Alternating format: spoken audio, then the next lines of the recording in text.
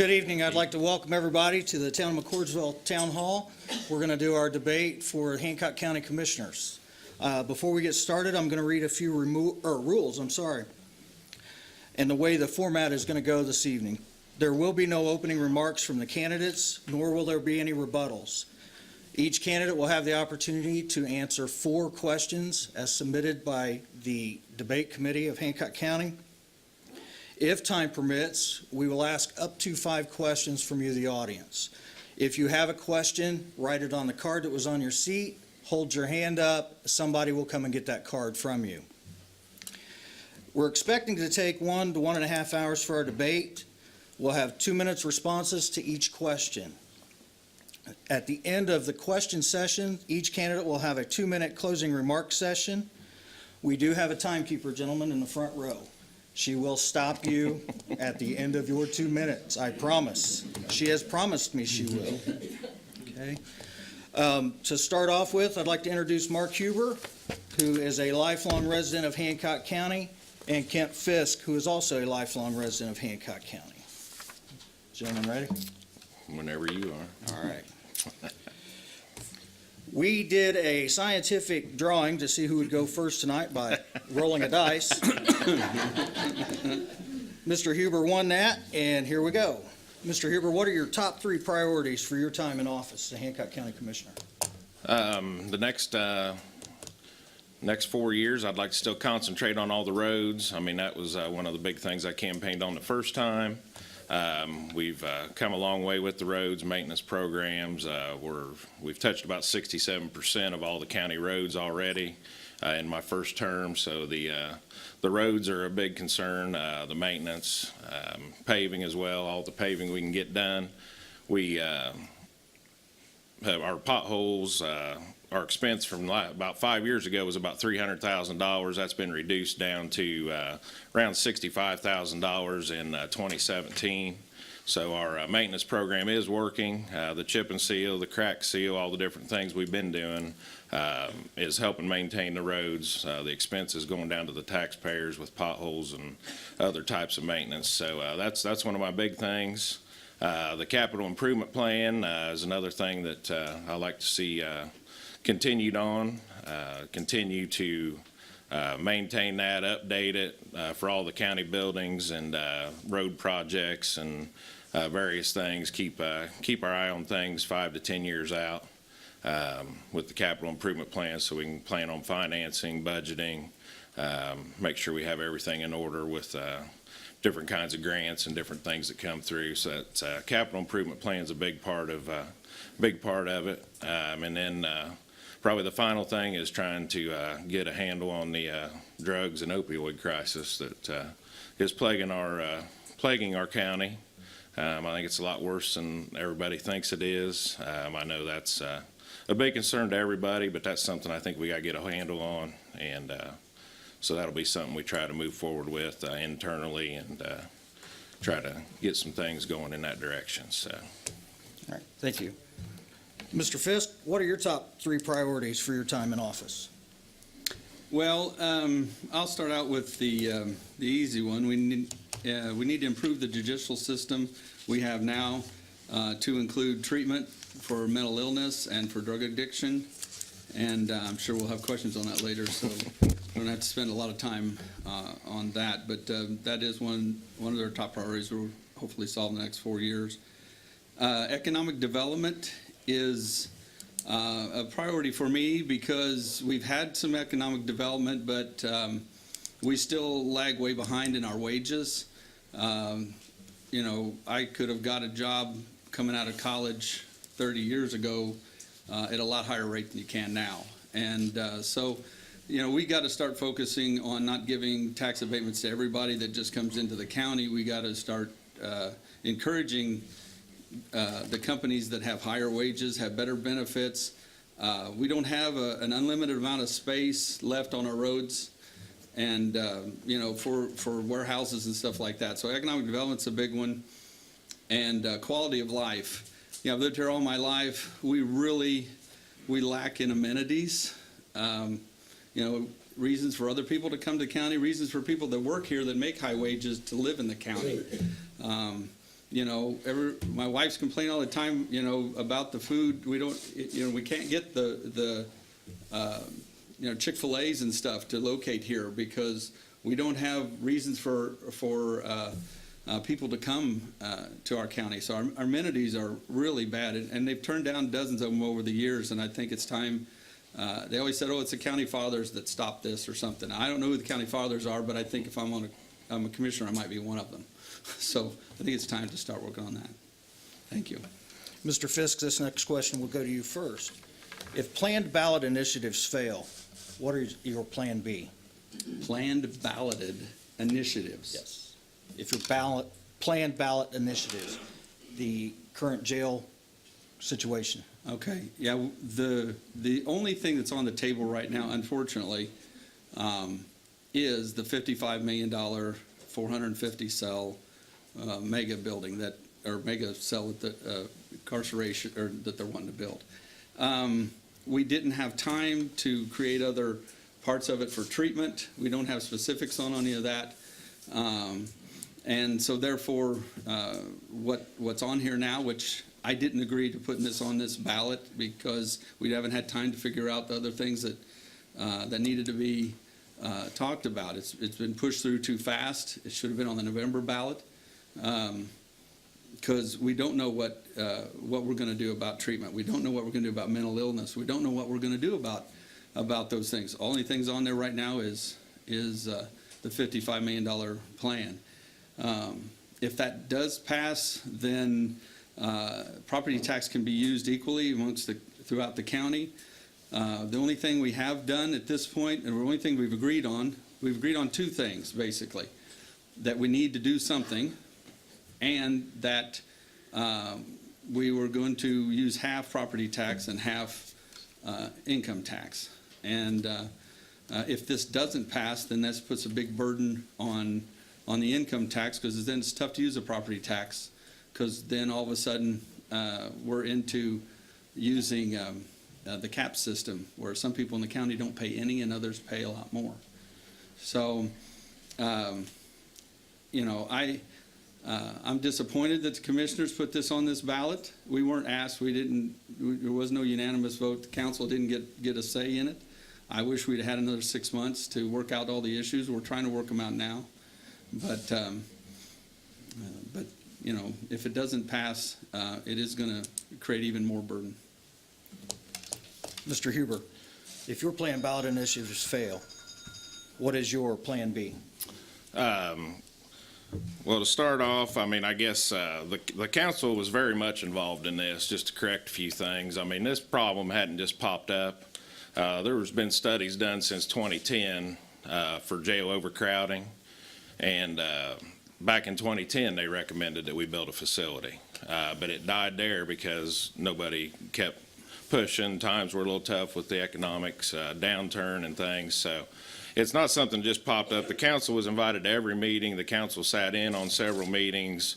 The council had to approve the funding for the study that we're in right now and the schematic design. So the council was very aware of what was going on.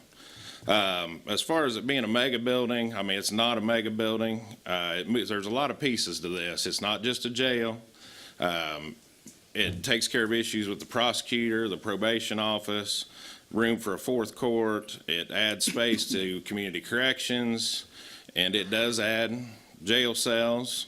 It adds a lot of space that could be treatment. It has a lot of space that we could use for programming. A lot of different things can happen with this. It's not just 420 jail cells where we're just going to throw them in there and lock them up. So it's still in design. So to say that it's just a mega building with 420 cells and we're just going to lock people up, that's not true at all. So would be happy to discuss that with anybody. The $55 million right now on the ballot is for the property tax.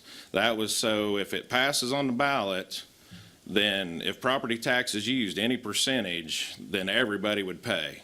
The ones that are over or at their cap would still be paying, as well as the folks that are under the cap on your property tax. So that just makes it where everybody will be paying if it goes any portion of it on property tax. If it doesn't go on property tax, I mean, there's income tax there that could fund this entire project. So, Thank you. Mr. Huber, this question will be yours first. With the limited tax dollars within the county, how do you prioritize the county's needs? I think a lot of that goes back to that capital improvement plan that I'd talked about with the first question. I think you got to have a good roadmap for where you're wanting to head, and I think that's a great tool. I think it helps you plan on financing, helps you find out what is priorities with your departments, with your roads, with your buildings, with new construction. I think there's a lot of merit to the capital improvement plan.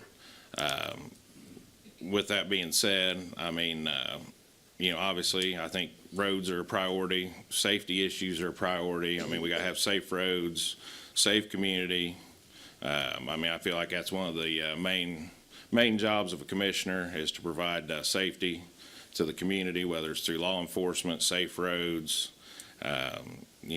just various things like that. So, I think the capital improvement plan is a huge step. Then obviously you go with your departments that come to you with their requests and different things that they need, and you have to put that in that plan. I think the more you can plan out in the future, the better off you are than when they come in and everything's an emergency. I think it's harder to organize your finances. So just like it would be at your house, if you got a plan, then things seem to go a little smoother. So, Thank you. Mr. Fisk, with limited tax dollars within the county, how would you prioritize the county's needs? Well, the first thing that I believe you don't do is you don't spend all your future money on one project. The $55 million project would be the largest tax increase in Hancock County history. There's other projects that have maybe not to the level of that priority, but there's other projects that are really close. The Mount Comfort Corridor project, if that's ever going to be completed, the county's got to come up with about $17 million. And there's no real plan for that right now to come up with that kind of money. That's why that project's being pushed out to 2036. And if you've ever been down here in McCordsville in the mornings and stuff and seen the traffic, I don't know if people want to wait another 20 years to fix this. But that's a huge scenario. If we raised income tax to pay for that whole project, we would be in the top 15 in the state in income tax. We would be one of the most expensive counties to live in. And, I'm hoping we can encourage everybody to step back a little bit. We originally thought that project was going to be, maybe $35 million, and it hasn't. So I'd encourage us to step back a little bit and not spend all or not max everything out we have. We max everything out we have nothing for the future. So, but I think we can't put all our ducks in one row or in one barrel like that. So, Thank you. Mr. Fisk, this question will go to you first. Why are you the best person for this job? Well, I have the most experience, for one thing. I started out 10 years on the Sheriff's Department as a reserve. I kind of believe everybody is called to serve. And so I started out under Malcolm Grass on the Sheriff's Reserves for 10 years. And then I was in a meeting one day and saw a man named Dick Lugar say that he started out on the school board to get his political experience. And he said that's a great place for anybody to start. So I ran for Greenfield Central School Board and spent 10 years on that school board. And I'm proud of the achievements we made there. We had major growth and we had to adjust to it. And so then after that, though, my desire has always been for county, to work for the county. So in order to become commissioner, I thought I needed to be on council first to understand all about the budget and that. So I've been 2 times now elected on the council. And but now I'm 55 years old, and if I'm going to be commissioner, I gotta get to it. So I think it's time. I've built up my experience. I run a family business that we've had and I'm now the president, and I've been in it all my life. I understand just about every aspect that there is, from roads to the budgets to even working in the jail. So I've done that too. So I just think I have the most experience. Thank you. Mr. Huber, why do you think you're the best person for this job? Well, I've done the job for 3.5 years to start with. So, I mean, that's one big thing. I mean, I have been involved. I was on the council for 2 years as well. So, I mean, I understand a lot of the finance. Then once again, I've been, an acting commissioner for 3.5 years, so I know what it takes. I mean, I've got a good record to back that up. Myself, as I started my own family business from the ground up. I fought and scratched. I know what it's like to go out and, have to do everything on your own and get out there and hustle. And, I made my mistakes. I didn't go to college, but, I went out there and hustled, and I won some, I lost some, but, I had to learn about finance and maintenance and trading vehicles and, all kinds of different things. So, I mean, I've learned from hard knocks. Nobody gave me anything. I'm first generation businessman. I've got that experience behind me. The council, 2 years on that was well worth it. It makes you figure out a lot about finance. So, and finance with the county is not like finance at home, believe me, because there's a lot of moving pieces to it, and you can't do this with that, and you can do this with that, and it gets frustrating. So, but with that, I mean, I've been doing the job for 3.5 years. We've done a lot of good things. I think that speaks for itself. So as far as experience and all, I mean, I've done the job. So I feel like that's probably why I'm the most qualified. All right, thank you. We have a few more questions that we've prepared, but we want to make sure we're taking the opportunity to answer your guys' questions. Reminder, if there are any questions, please write them on the card, hold your hand up. Somebody will come and get those questions for you. Mark, this question goes to you. In the past, there's been discussions on a new fairgrounds. What is your stance on the new fairgrounds, if approved, and what are the options to pay for it? Can you repeat that one more time? In the past, there's been discussion on a new fairgrounds. If it is approved, what are the options to pay for it, and what is your stance on it? Well, first of all, I mean, I'm not against agriculture by any means. I think the 4-H program is a worthy cause, but I was not in favor of a $40 million fairgrounds. And part of that reason was because of this jail project that we knew was coming up. We knew there was a lot of things on the horizon. We'd been talking about it for 6, 8, 10 years. So, once again, if you can't afford $55 million for public safety, how can you afford $40 million on a fairgrounds? As far as how it would be funded, I mean, I think that was the big rub with the whole discussion when we were having it. Nobody had a good funding source. They were talking about raising taxes and bonding and things to pay for the fairgrounds, which I was adamantly against. I mean, I didn't agree with that at all. Once again, a very worthy cause, but, and in my mind that public safety would trump a fairgrounds as far as financing, and if you had to put the taxpayers on the hook for any money, the public safety would by far outweigh the fairgrounds. So as far as, moving forward with it, I mean, the commissioners gave them till, I believe it's April or May of 2020 for the organization to raise about $6 million. If they can come up with that, then we're going to reopen talks and, see if we can't work something out. I mean, the county council went ahead and raised the innkeeper's tax another %.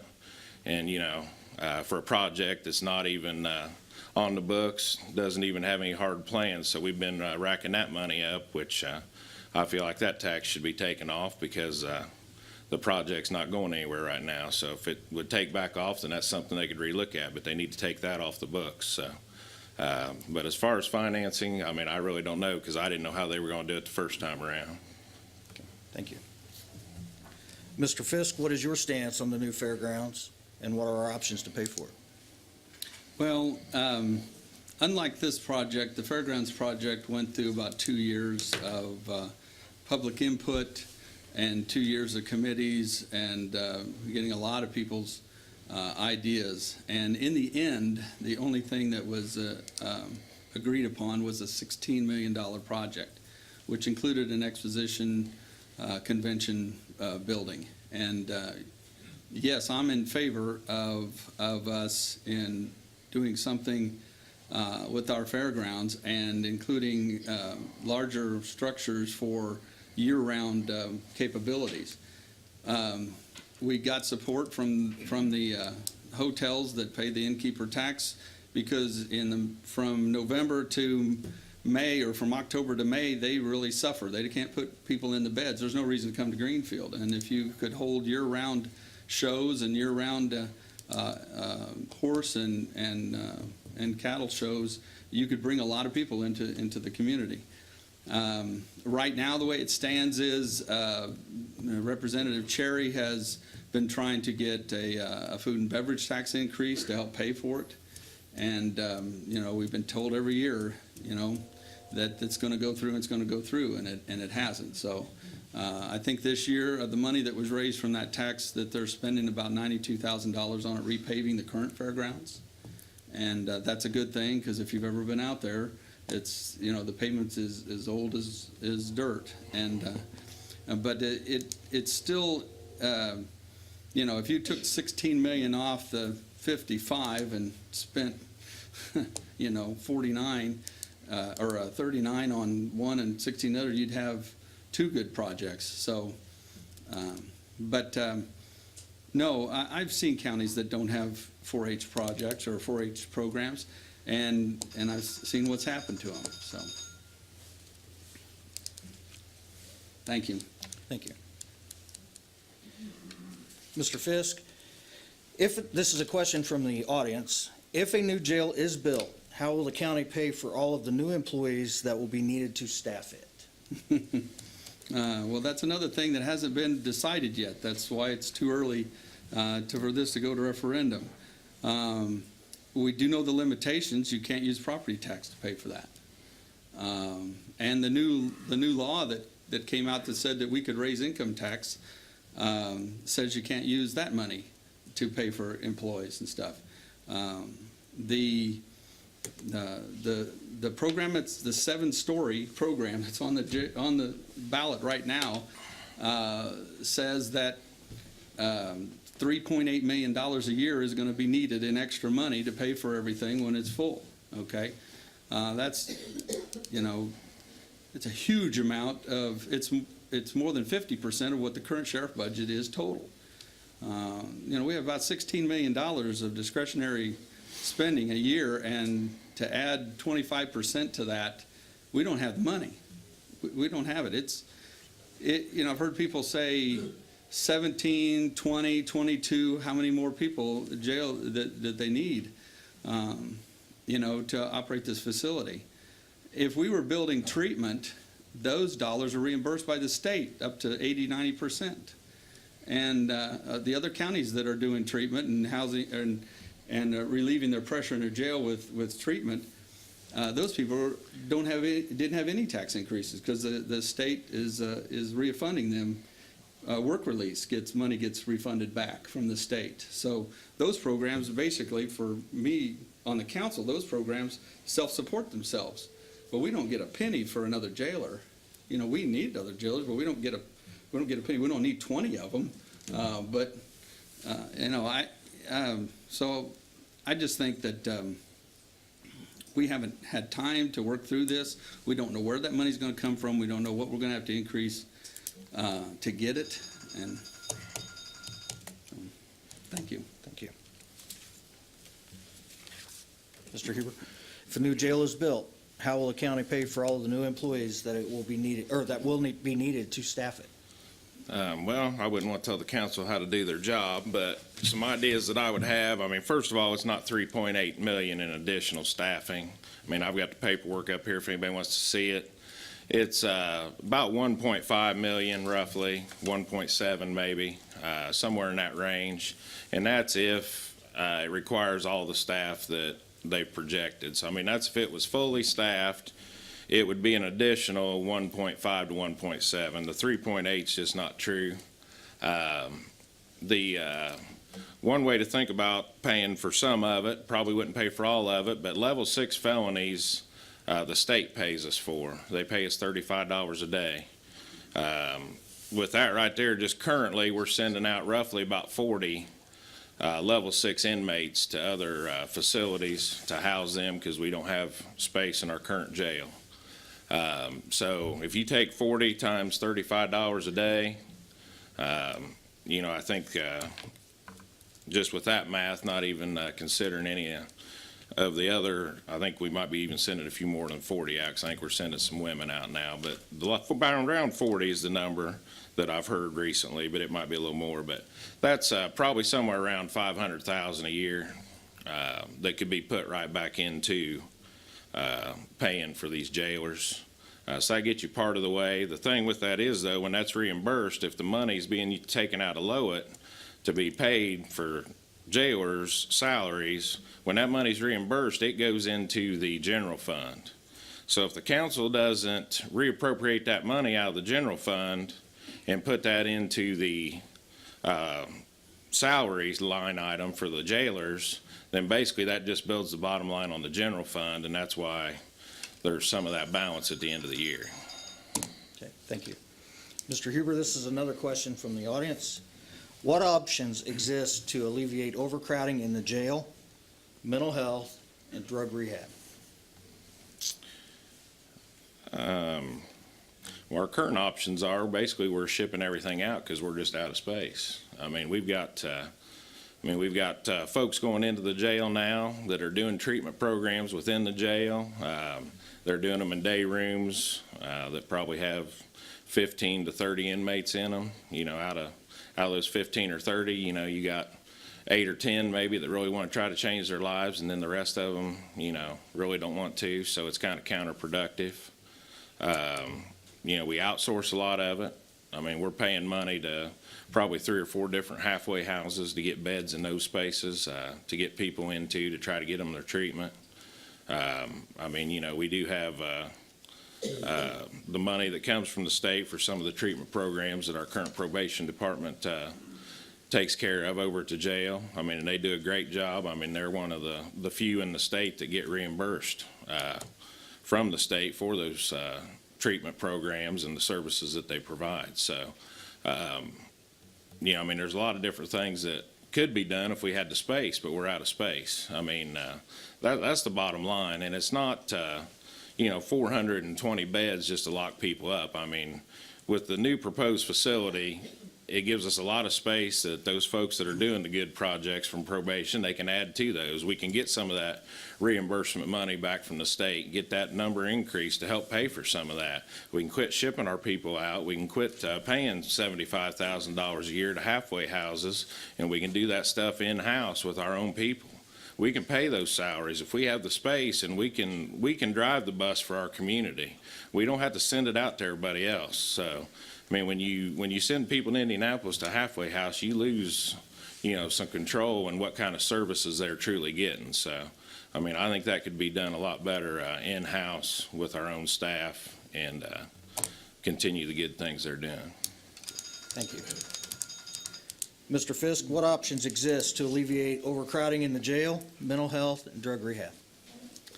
Well, Judge Culver gave us a recommendation early on that said that he needed other options besides incarceration.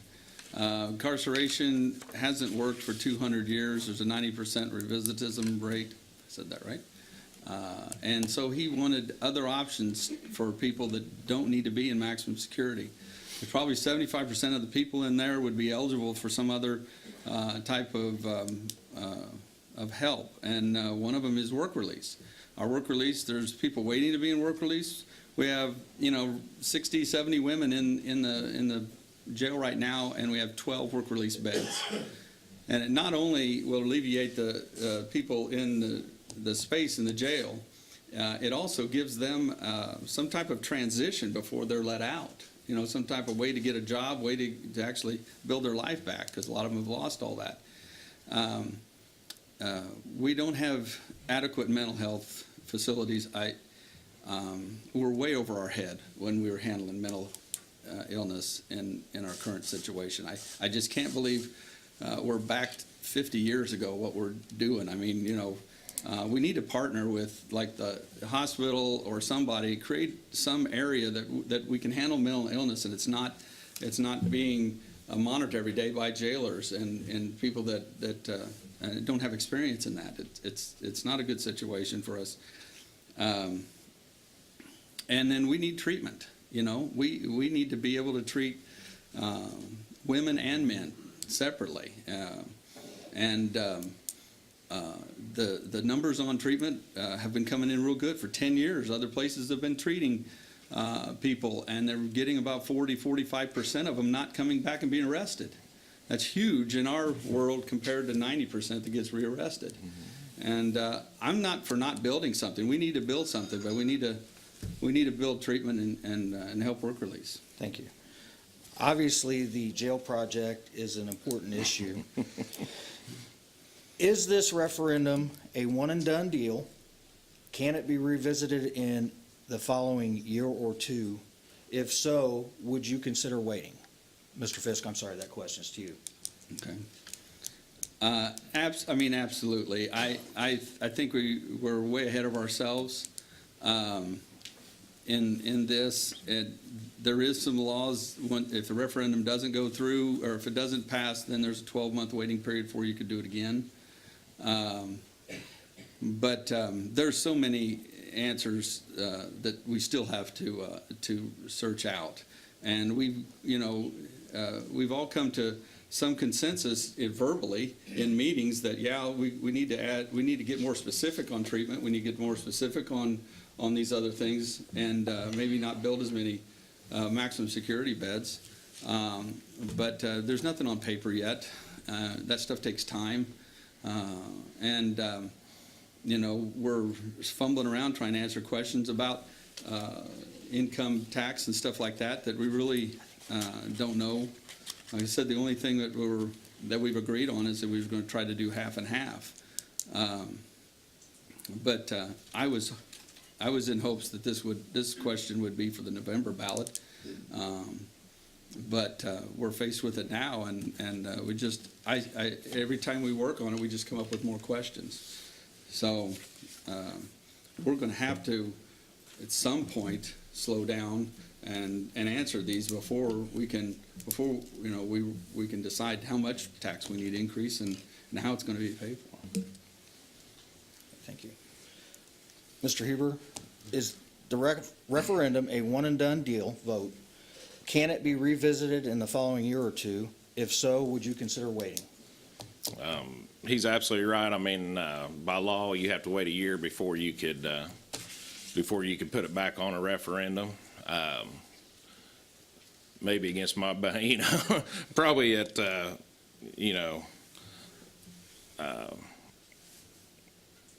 me running for election, it would have been real easy for me to just say, I don't want to talk about this right now, but we've been doing that for 10 plus years. It'd been real easy for me to run for re-election and not have to talk about this jail. But it's the right thing to do. It's been studied twice. The 2010 study and the 2015 study almost mirror each other if you throw in a little inflation. It's not a new problem. It's not something that hasn't been discussed. I mean, this has been discussed for 10 years. You talk about the fairgrounds being discussed for 2 years and going through committees. This has been discussed for 10 years plus. I mean, that jail was overcrowded, a year after it was built. It's it would be real easy to not want to do this, but it's the right thing to do. I pushed to get it on this ballot because I think this is the best ballot for it to be on. You got 2 commissioners. There are 2 people running for commissioner. You got 4 people running for sheriff. You got 3 people running for prosecutor. You got, 3 running for judge. There is no better time to talk about a criminal justice facility and the needs that this community needs than this election right here. And anybody that doesn't want to stand up and do the hard job and make the tough decisions that this takes right here, then you shouldn't even be considering it. I mean, this just needs to be handled. Our community is suffering, because we don't have the facilities to treat these people. And I agree, treatment is a huge thing. But we have to have the space to do things. I mean, that's just the bottom line. Nobody wants to raise taxes. Nobody likes that. I get it. But it needs to be done. We have to have a facility. Thank you. Mr. Huber, this question is for you first. In light of the financial issues that have arisen by Celadon, what can be done by the county to avoid empty buildings?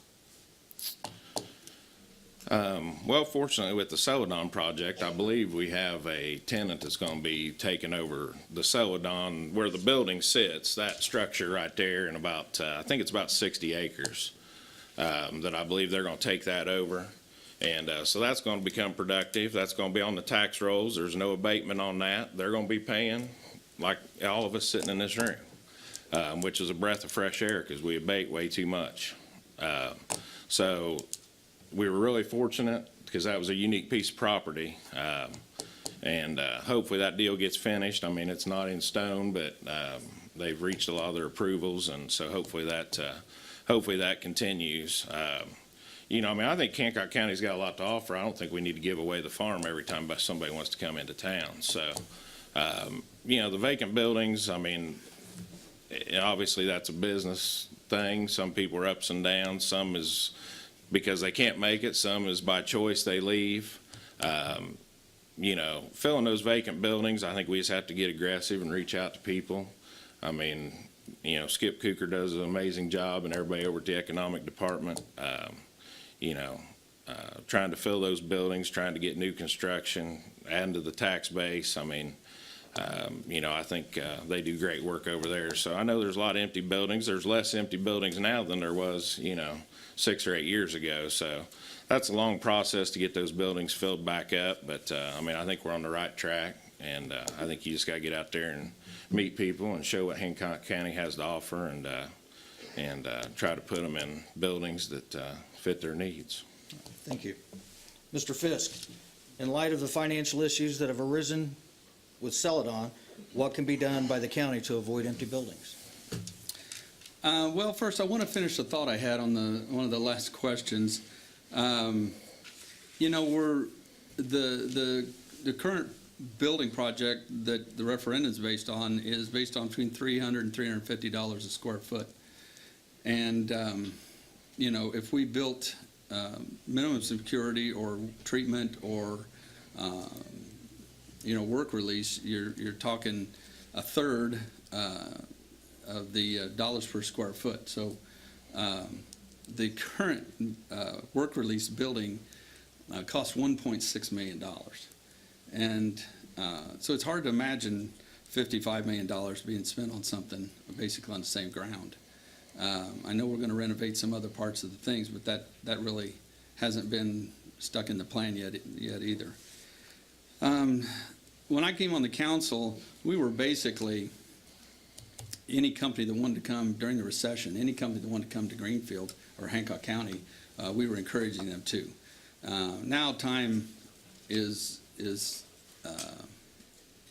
a lot better economically. We've used up a lot of our shovel-ready properties, so we got to really, you know, look at these companies hard.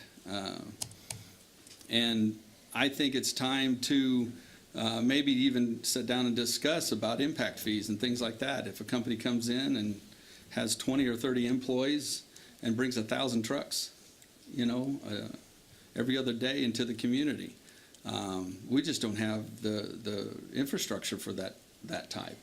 Now, we can't stop them if they don't. The only thing we can do is not give them an incentive. We can not give them tax abatement. They can come in and do that to us now. We're going to have to kind of protect ourselves. When Amazon was looking at Indianapolis, they could easily dropped a bunch of huge warehouses out here with no people in them, but bringing thousands of trucks in. And we just don't have the capabilities. Thank you. Mr. Fisk, this question goes to you first. Please share your thoughts in detail on the Mount Comfort Corridor project. Could an overpass be implemented to address the traffic delays from the railroad?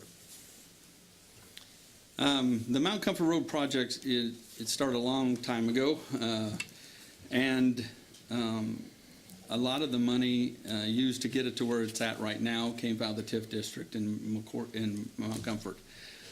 I went to the redevelopment commission that handles that TIF district, me and Jim Shelby, and requested them not to take the school tax money out of their TIF district because they needed more money to keep building.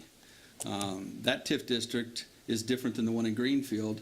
Our school still gets money out of that district, Mount Vernon School Corporation, but they could easily take that. And so we as the council decided we would, whatever it was, about $500,000 a year, we would fund that out of economic development money instead of them taking it from the school. So the bridge and everything was developed long before I got involved in it, but I do know the numbers. It's $85 million. And if we get a grant, a federal grant for that, we have a 20% match.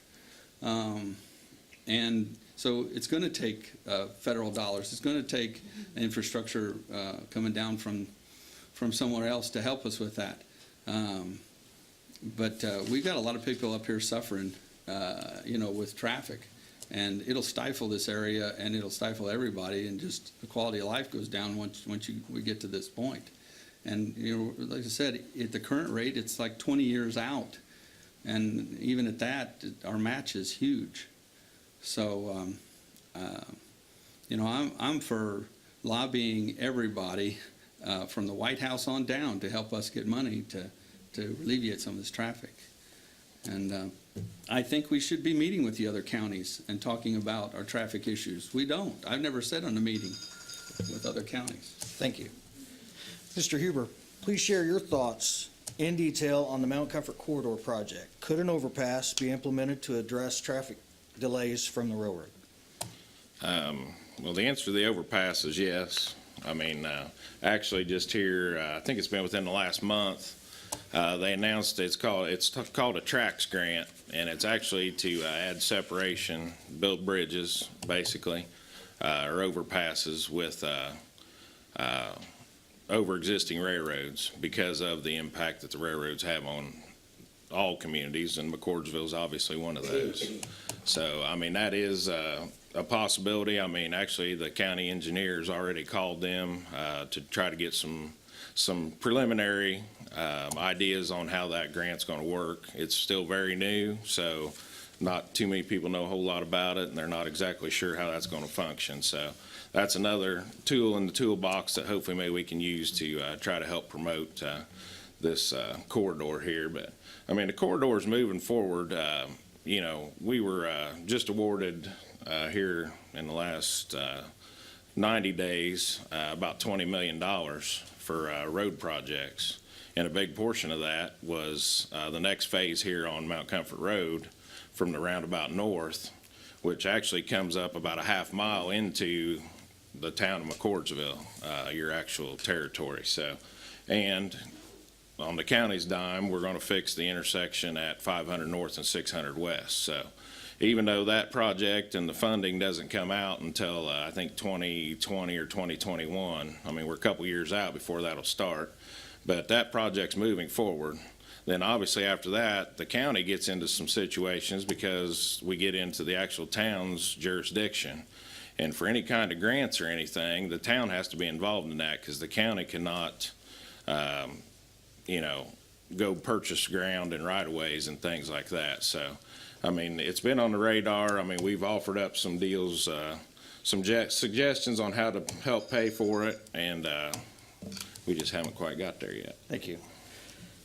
Mr. Huber, this question goes to you first. Do you expect to expand the heroin protocol to help the opioid crisis, and I can say that, opioid crisis, and the jail problem? Well, I think the heroin protocol, I think everybody, the sheriff's department, the probation, everybody's worked extremely hard on that. I mean, I think that's, a good step in the direction we want to head. I don't think that takes care of the entire problem, but I think that's a good step in the right direction. I think with that, the heroin protocol, I mean, I think it helps if you follow that up with the treatment side of it, and I think that's where everybody's at.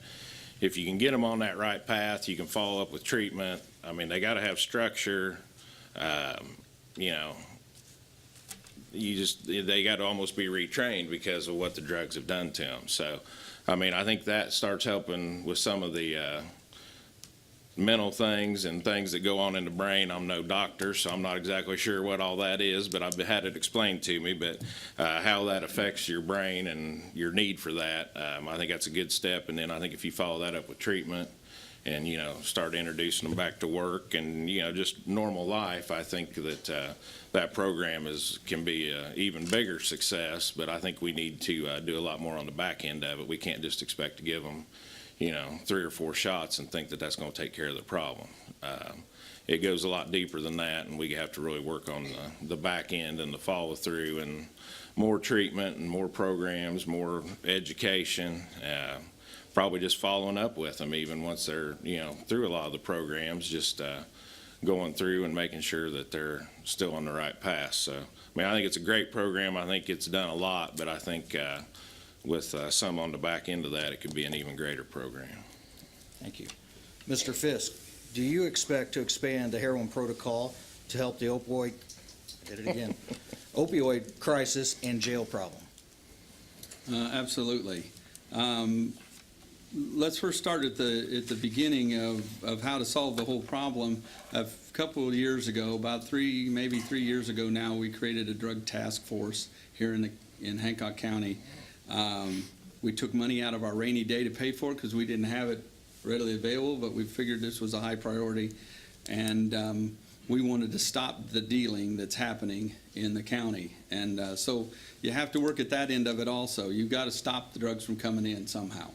And then the heroin protocol program created by Amy Eichert, we have some highly specialized people in our probation department. And we're the only place in the state of Indiana that's certified with these programs, and to get money back from called Recovery Works, which is a big fund they have at the state that we're getting our money reimbursement from. So it's a very good program for us, but that's a very part of it. There's tons of treatment and tons of after programs. These people some of them have been addicts for 20 years. You don't change that in 5 minutes, and they're only in jail for a short period of time. So, you know, you've got to treat them while they're in jail. You got to have after programs for them. You got to have support programs for them. You got to have transition for them. But it is working. I mean, we are getting 30-40% of these people not coming back. You know, we've had like one overdose where in years past we'd have 18 or 20. Deaths from overdose in some of the people that have been treated. So we're saving lives, but we have to have the infrastructure for it. We need to build treatment.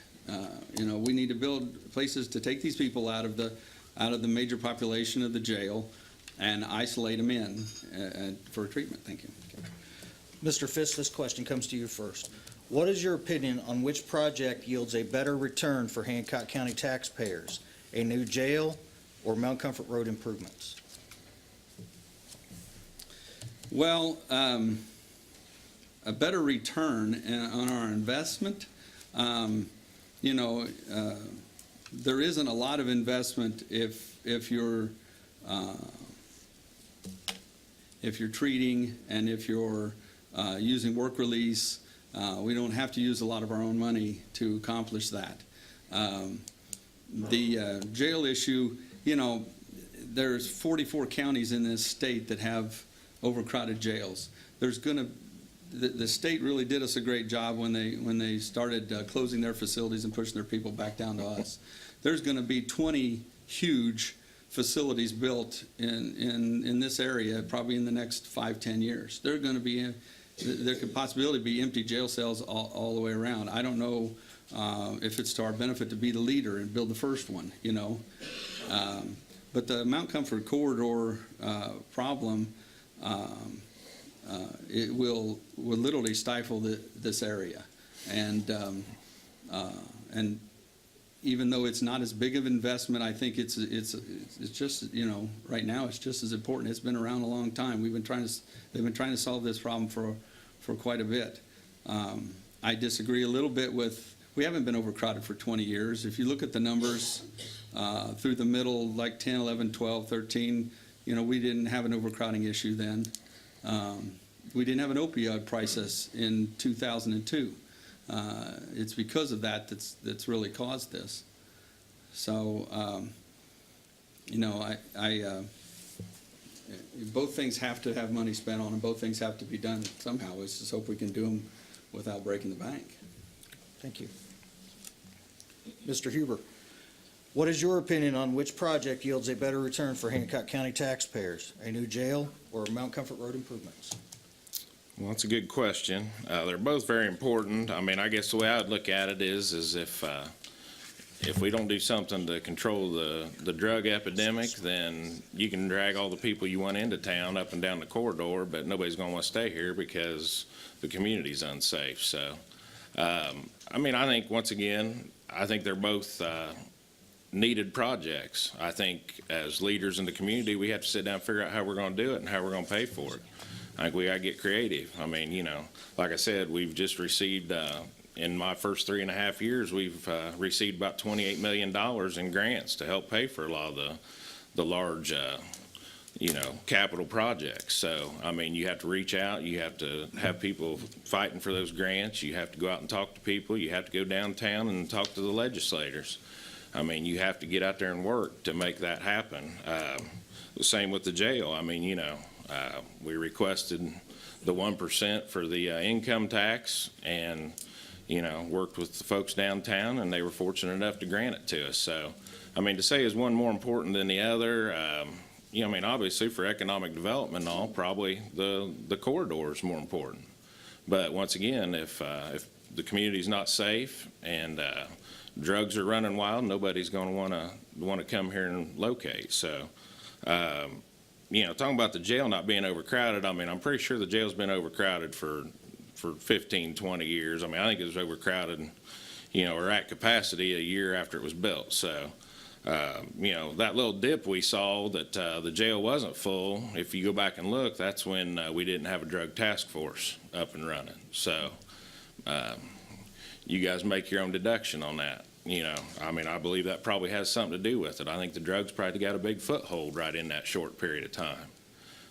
That's unfortunate. So, I mean, it's back up and running. It's doing what it's supposed to do, and we need to give the facilities to handle it. So, Mr. Huber, this question comes to you first. With the bottom line being dollars, keep in mind property tax increases, income tax increases, or both at 50%. What is your choice and why for a criminal justice system? on how to fund it, or? Yes. I mean, I think that's been everybody's desire, is to try, and there's no 100% fair way to fund a criminal justice project. But I think it's been everybody's intention to try to make it roughly 50-50 versus, property tax versus income tax. There's a lot of arguments, and believe me, I've sat in a lot of meetings. I went to a lot of discussions and taken a lot of black eyes over it. So, I mean, it's, the farmers don't want their farm ground taxed. It doesn't take any services for their farm ground. And, the homeowners, they can't afford it, and, people that are on fixed incomes. I mean, I've heard all of it, and there's not a 100% great answer. I mean, I think the thought process is to try to make it about 50% on property tax and 50% on income tax. And then that way, everybody should be paying something for it. Once again, is it a perfect system? No, because, people that own a lot of ground and income, they're paying a lot. So, it's, there's probably no 100% fair way to pay for it. But once again, it's a need. I think we all just have to decide, if we feel like our community is worth that investment. And in my opinion, it is. I mean, I live here. My wife and family live here. I mean, I want them to be safe. I don't want to have to worry about it. It's well worth the investment to me. I think along with that comes your economic development. It comes your roadways. It brings your families wanting to live here and work here. I mean, if you don't have a safe community, I'm just not sure how everything else develops around it. So, it's not pleasant. Nobody wants to talk about it. It's not real flashy, but it's a need. So, I mean, I think 50-50 would be the ideal for most everyone, and myself in Thank you. particular. Thank you.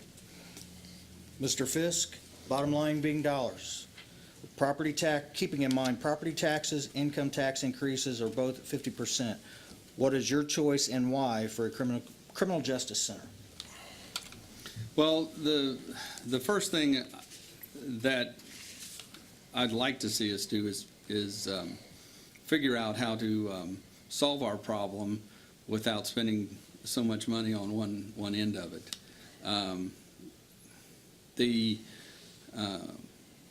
The current jail has 157 maximum security beds. Just to recreate those is probably roughly $28 million. Okay, so then you start at zero. So we already have that much equity right now.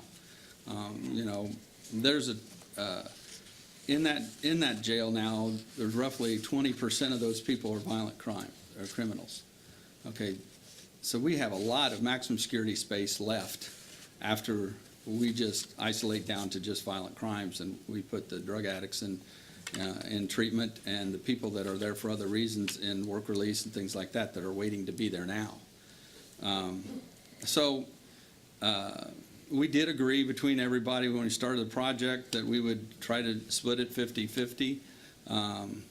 You know, the legislature came back and gave us some income tax, a little bit of an income tax reprieve, but then they put some restrictions on it. You can't use it for personnel and stuff like that.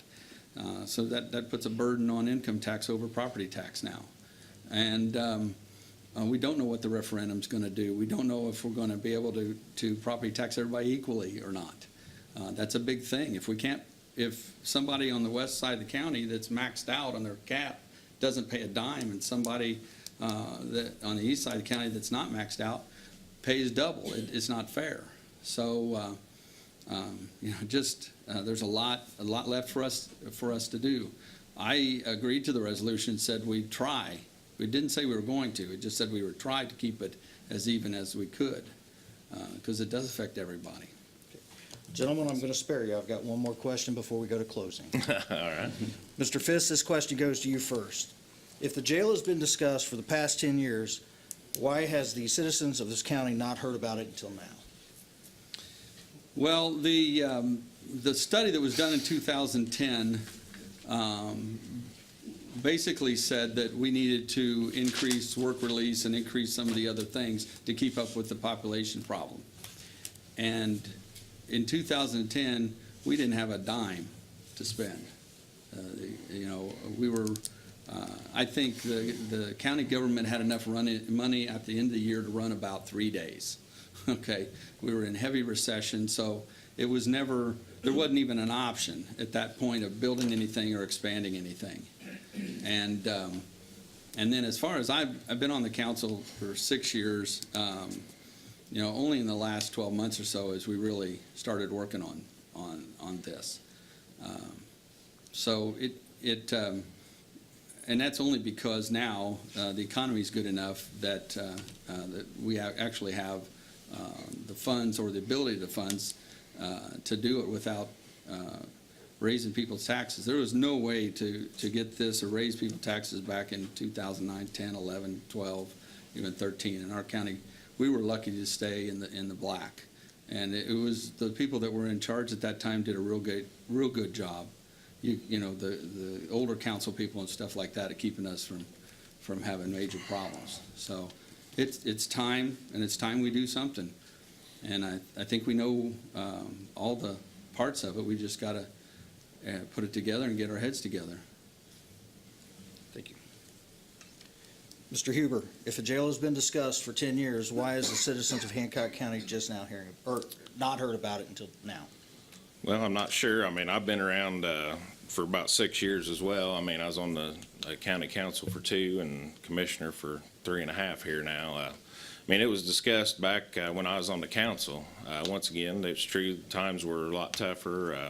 You know, we were struggling just as a county, so I understand why nothing was done there. But I mean, it's been discussed, the overcrowding, the understaffing. I mean, it's nothing new. I mean, it's something that's almost discussed at every meeting that I attend. So, I mean, and then this round, I mean, the study was done in 10. We had them re-study it again here in 15. You know, we had all of our public hearings that were required to by law. We had a couple just informational meetings asking citizens to come in and just, you know, tell us their concerns and, you know, ask questions and give suggestions and ideas. You know, we put our normal little advertisement in the paper, plus we even went out and, you know, I think it was like a 4x6 ad in the Daily Reporter to try to get the people to come in and discuss it. You know, we didn't have a very big turnout, unfortunately. You know, you start talking about $55 million, though, you get everybody's attention, you can fill a room. So, I mean, you know, that's unfortunate. I mean, and it's not been a secret. It's been out there. I mean, we've begged for people to come in and give us their suggestions and their thoughts. You know, I don't know how you get that word out. You know, one big thing that we struggle with this deal is everybody's decided they want to keep it downtown. The judges, prosecutor, I mean, everybody gets in a room and they want to stay downtown. Well, with that, wanting to stay downtown, we only have a couple options for space to build this thing. It's not like it's on 60 acres of ground and you can spread out. So we got one shot to build this facility, and that's why we got to make it count. So, you know, you got one footprint to work with, and you got to make everything fit into that one footprint. So that's what we've been trying to do for the last couple of years, get that plan together. Thank you. We've come to the part of the evening where we're going to give each of you 2 minutes to make a statement. You can use that 2 minutes, address any topic you want to address. Mark, you're up first. I'm up first. First of all, thanks everybody for coming out tonight. I mean, I do want to talk about the issues. If anybody's got any questions, I'll stick around after. Feel free to contact me after next day, next week, whenever. So, you know, just in closing, you know, in my first term, we cut the county debt by $3.5 million. We've secured over $28 million in grant money to help with capital projects. We've gained about $400 million in private investment in the county, brought in about 1,900 new jobs that are averaging right around $49,000 to $50,000 a year. So, I mean, I think we've done a lot with that. Like I said earlier, we've improved about 67% of the county's roads with maintenance, some paving, some just maintenance. When I came in, I started the county highway committee to look at the equipment at the Hancock County Highway, so we could start making some better plans on how to trade equipment, maintain equipment. I mean, before I started that, we didn't even have any records on any of our trucks or anything, so we didn't even know what we were doing over there. So we've started that committee to do that.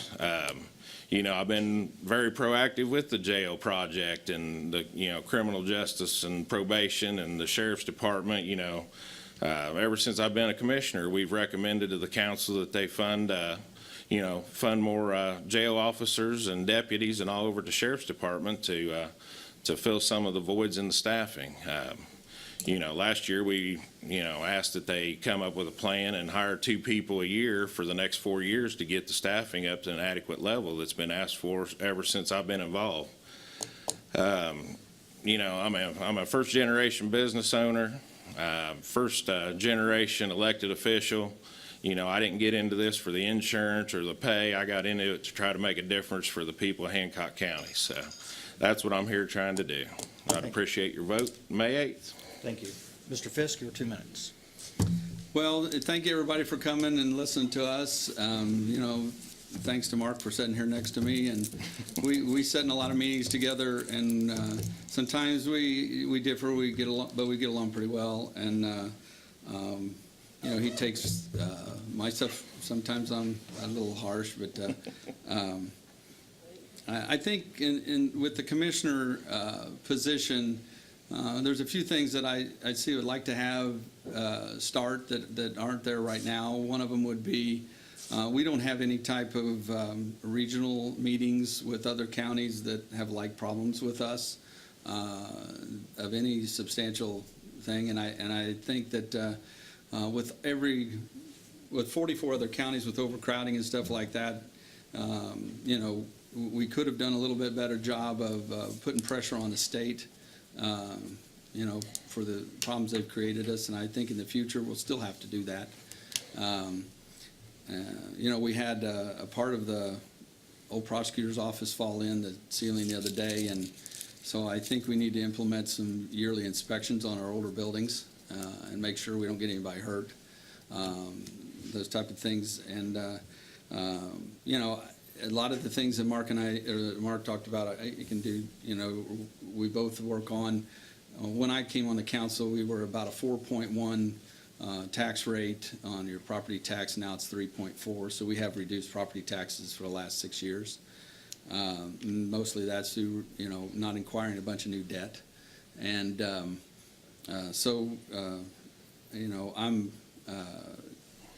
I'm thinking frugal most of the time, or what we can do is spend our dollars the best that they can be. But it's the commissioner position appoints a lot of boards. I think it's real important who we appoint to those boards. And time's up. I appreciate your vote. Thank you. Thank you. I'd like to thank the audience for the questions you've presented. They were absolutely excellent. I would like to thank both Mr. Huber and Mr. Fisk for their openness and honesty and transparency and participating in our debate. Thank you, gentlemen. Thank you. Thank you. Thank you. Thank you.